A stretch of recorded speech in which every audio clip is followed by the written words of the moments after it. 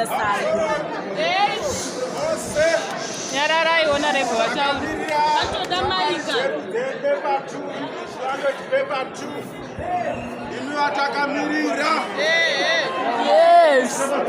no one to help you. Yeah.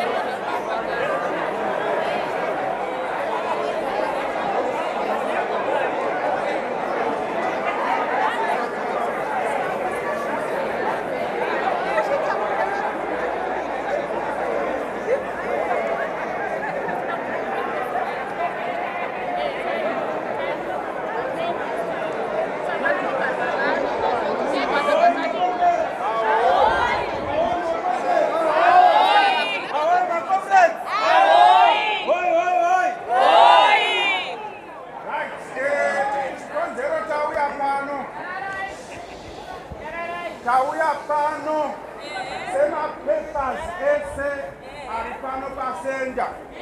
Are not English language paper 2.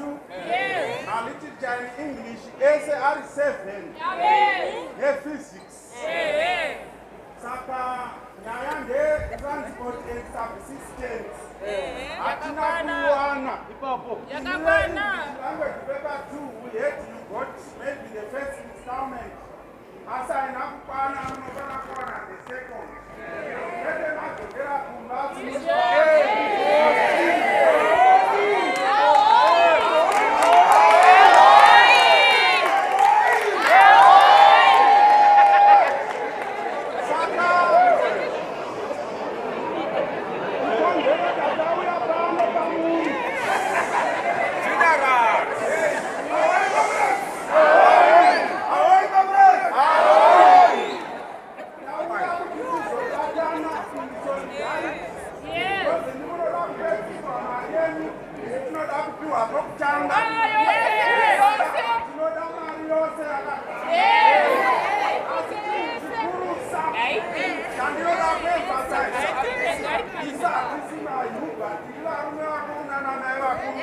We are not going to be violent. Yes.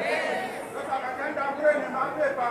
They said we're going to get our transport and subsistence. So for the next 30 minutes, let us remain here and picket so that they come and address us. Let us strengthen one another, but let us not be violent.